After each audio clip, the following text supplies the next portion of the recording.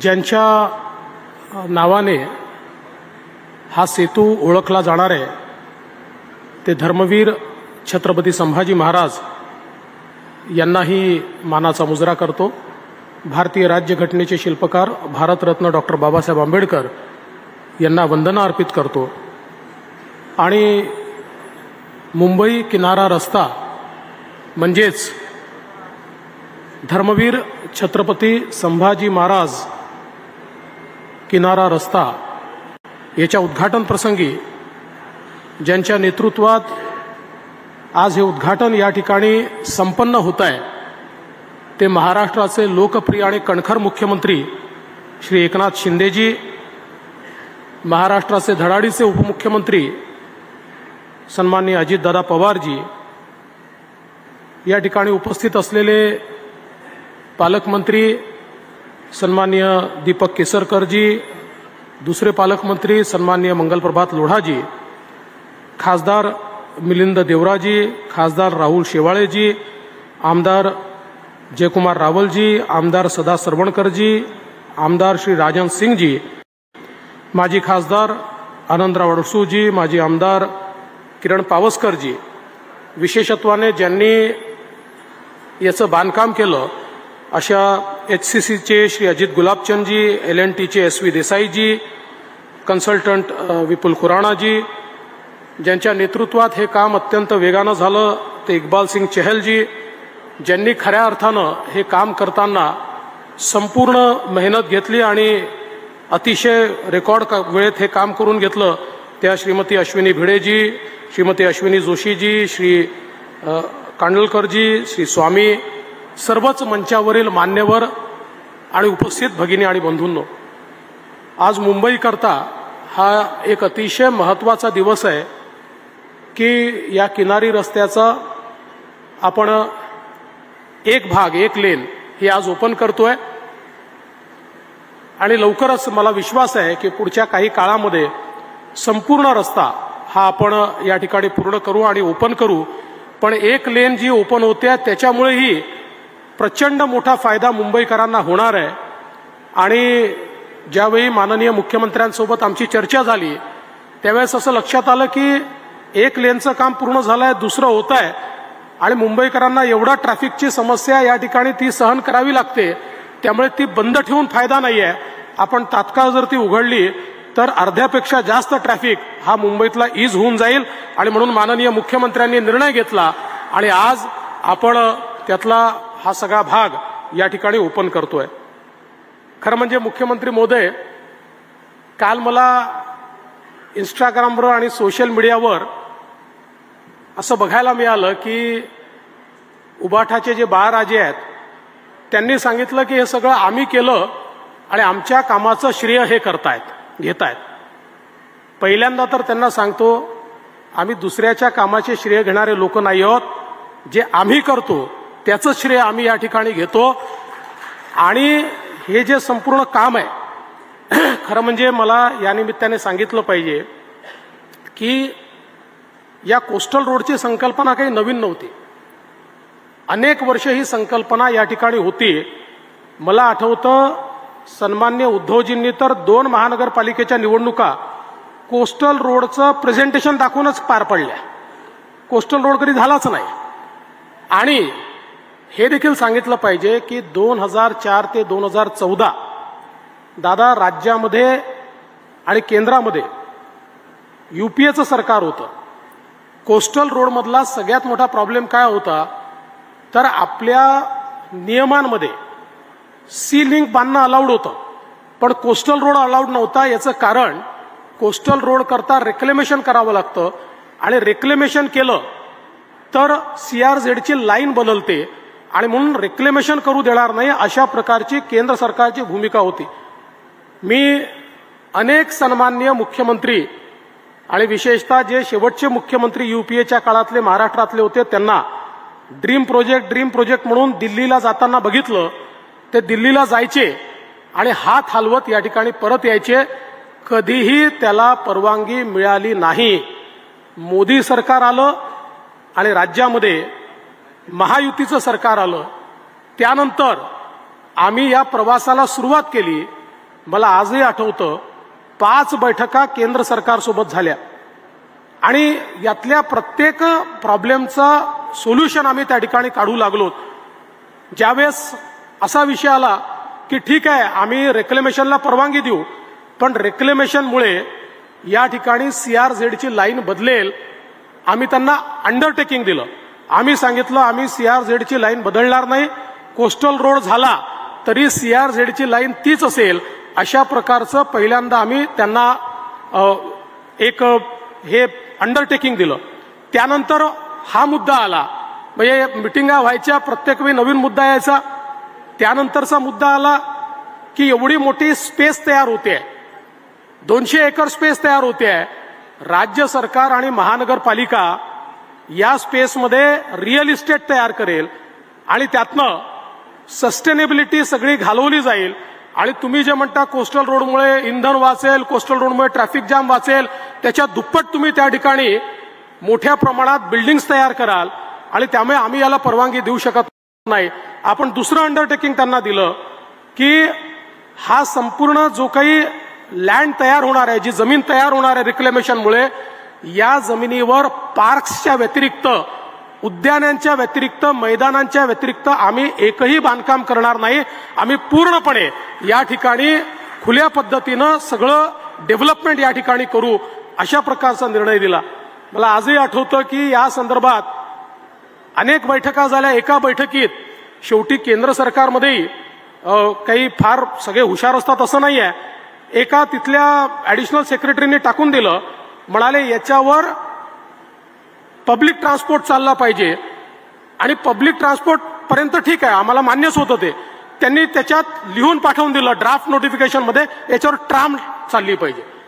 शेवटी पुन्हा मीटिंग घेतली आणि त्या मीटिंगमध्ये मी मंत्र्यांना सांगितलं, म्हटलं मोदी सरकार आहे, आधुनिक सरकार आहे, ट्राम कुठल्या जमान्यातली आहे, तुम्ही हे आमच्यावर त्या ठिकाणी टाकू शकता की अट एखादी की याच्यावर आम्हाला पब्लिक ट्रान्सपोर्ट चालवायचंच आहे, पण तुम्ही ट्राम चालवा म्हणताय, म्हणजे आम्ही वेगाने पुढे न्यायचं आहे का धुकधुक गाडीमध्ये पुढे न्यायचं आहे. आणि मग ती अट देखील त्या ठिकाणी वगळण्यात आली.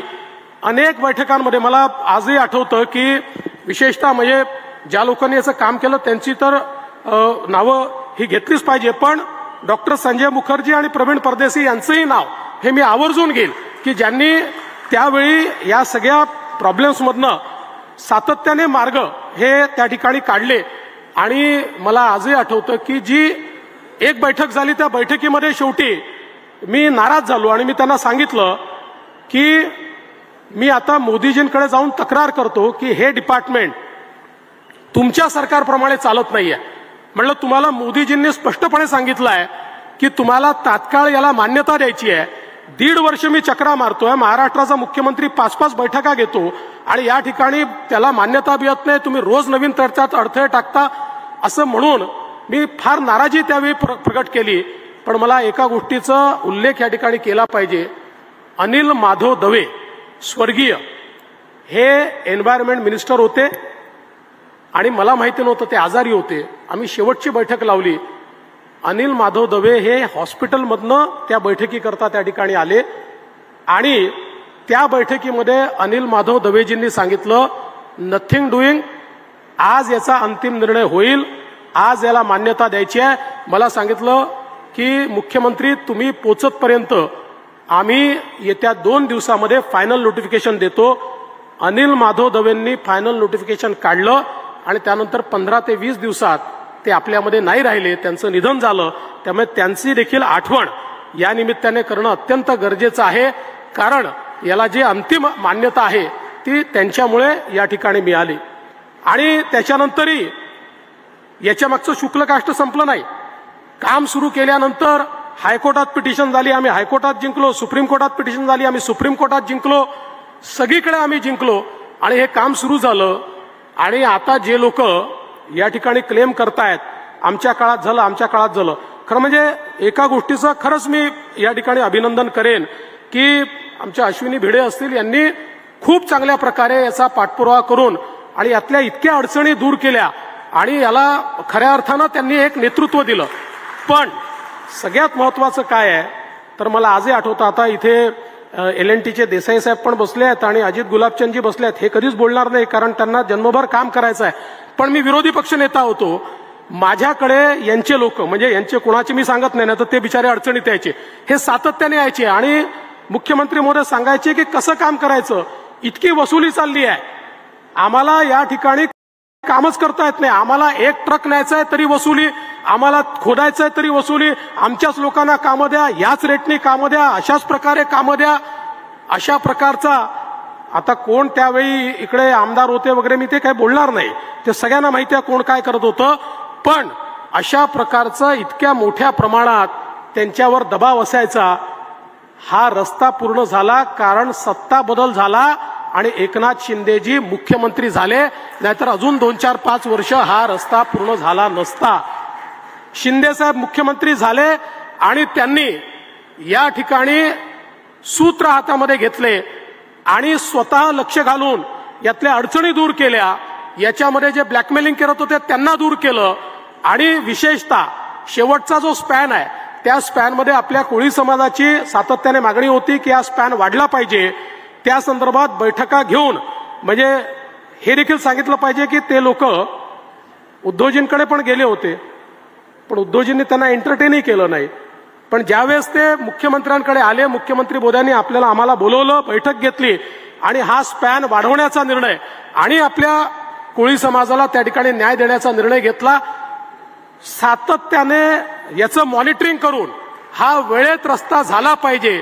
म्हणजे याला नवीन सरकार आल्यानंतर आलेली जी गती आहे, ही गती जर आपण बघितली, आणि चहल साहेब तुमचं देखील मी मनापासून अभिनंदन करतो, कारण तुम्ही याच्यामध्ये ज्या प्रकारे गो गेटरची भूमिका केली आणि अत्यंत वेगाने हे काम या ठिकाणी करण्याकरता मदत केली, तुमचं खरोखर मनापासून अभिनंदन आहे.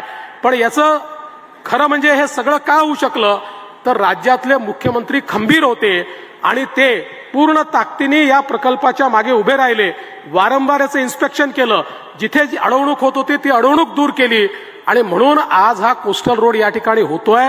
आणि म्हणून जे लोक नुसते ट्विटर आणि इंस्टाग्रामवर आणि फेसबुक लाईव्हवर या ठिकाणी श्रेय घेतात, आणि एक गोष्ट अजून सांगितली पाहिजे, म्हणजे त्यांच्यातला आणि आमच्यातला फरक काय हा लोकांना कळला पाहिजे. हे सगळं ज्यावेळेस करून आणल्यानंतर 3 ऑप्शन आमच्या समोर होते. त्यावेळेस आपल्याला लक्षात असेल मुख्यमंत्री महोदय, आपलं ऑप्शन होतं MSRDCने करावं, दुसरं ऑप्शन होतं MMRDAने करावं, तिसरं ऑप्शन होतं कॉर्पोरेशनने करावं. मला उद्धवजी म्हणाले नाही मी याचं प्रेझेंटेशन केलंय त्यामुळे कॉर्पोरेशनला करू द्या. मी तेव्हा मुख्यमंत्री महोदयांना सांगितलं, ते जे मंत्री होते, म्हटलं जाऊ द्या MMRDA, आपण पुढची लिंक जी आहे, जी बांद्रा टू वर्सोवा ती आपण करू आणि हे आपण महानगरपालिकेला त्या ठिकाणी करू देऊ. पण मला अत्यंत आश्चर्य वाटतं मिलिंदजी की हे सगळं करून मी आणलं आणि ज्यावेळेस याचं भूमिपूजन करायचं होतं, रातोरात भूमिपूजन ठरवलं आणि मी मुख्यमंत्री होतो, मला भूमिपूजनाला देखील उद्धवजींनी बोलवलं नाही. पण आम्ही त्याच्यामुळे श्रेयाकरता आम्ही कधी लढलोच नाही. म्हणजे चालू असलेली अंडरग्राऊंड मेट्रो रोखणारे ते, आणि त्यांनी मला मी मुख्यमंत्री होतो, मी कमिशनरला सांगू शकलो असतो भूमिपूजन होणार नाही, मी कमिशनरला सांगू शकलो असतो आसपासना हा प्रकल्प तुमच्याकडनं काढून टाकला, हा मी MMRDAला देतो किंवा मी आपल्या MSRDCला देतो. मी कधी हे केलं नाही, कारण आम्हाला मुंबईचा विकास हवा आहे.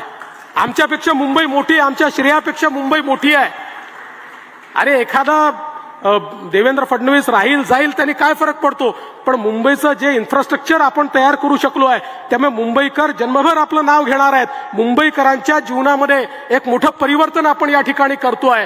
त्यामुळे कोत्या मनाची लोक काय असतात आणि मोठ्या मनाची लोक काय असतात हे याच्यातनं निश्चितपणे आपल्या लक्षात येईल. आणि म्हणून मी सगळे कधी बोललो नसतो, पण काल ज्यावेळेस मी बघितलं की ज्या लोकांनी केवळ याच्यामध्ये स्पोक टाकण्याचं काम केलं ते श्रेय घेण्याचा प्रयत्न करतायत, त्यावेळेस माझ्या लक्षात आलं की कधीतरी सत्य सांगितलं नाही तर लोकांना खोटं बोललेलंच खरं वाटतं, आणि म्हणून आज सत्य या ठिकाणी सांगितलंय. आणि आता आमच्या मुख्यमंत्र्यांच्या नेतृत्वात जो लूप आम्ही तयार करतोय, बांद्रा वर्सोवाचं काम सुरू आहे, वर्सोवापासनं मडपर्यंतचा तुम्ही टेंडर केलेला आहे, त्याच्या पलीकडे विरारपर्यंतचा जो काही रस्ता आहे त्यालाही आता आपल्याला जायका त्या ठिकाणी फंड करू शकते, अशा प्रकारची परिस्थिती तयार झाली आहे. आणि त्यामुळे आपल्याला लवकरच मुंबईपासून विरारपर्यंत आणि मुख्यमंत्र्यांना पालघरपर्यंत न्यायचं आहे, अशा प्रकारची संपूर्ण लिंक ही या ठिकाणी तयार होईल. आणि आपल्याला माहिती आहे विरारपासून अलिबागपर्यंत एक कॉरिडॉर आपण तयार केला आहे आणि अलिबाग विरार कॉरिडॉरला आपला हा जो काही अटल सेतू आहे तो अटल सेतू जॉईन होतो. म्हणजे पहिल्यांदा मुंबईला एक रूप, एक लिंक अशा प्रकारचं एक रिंग रोड आपण तयार करतोय की ज्याच्या माध्यमातून MMR रिजन मधनं कुठल्याही भागातनं MMR रिजनच्या कुठल्याही भागामध्ये 1 तासाच्या आत येता येईल. माननीय देशाचे प्रधानमंत्री मोदीजी यांच्या नेतृत्वात आम्ही जो संकल्प केला होता की 1 तासाच्या आत मुंबईमध्ये आपल्याला त्या ठिकाणी कम्युटेशन करता आलं पाहिजे, हे पूर्ण होत आहे. आणि मी पुन्हा एकदा सांगतो, हे एकाच कारणाने होऊ शकलं, या देशामध्ये मोदी सरकार आलं. जर मोदी सरकार आलं नसतं असेच आम्ही हेलपाटे खात बसलो असतो आणि 60-60 वर्ष जसं आमचा अटल सेतू 62 साली त्या ठिकाणी त्याचं कन्सेप्शन झालं आणि सुरू व्हायला मात्र 2017 साल उजाडलं. अशीच अवस्था या कोस्टल रोडची देखील झाली असती. त्यामुळे देशाचे प्रधानमंत्री माननीय मोदीजी यांचे मी मनापासून आभार मानतो. आमच्या मुख्यमंत्र्यांचं मनापासून अभिनंदन करतो. सर्व अधिकाऱ्यांचं, कॉन्ट्रॅक्टर्सचं अतिशय मनापासून अभिनंदन करतो आणि माझं बोलणं संपवतो. जय हिंद, जय महाराष्ट्र.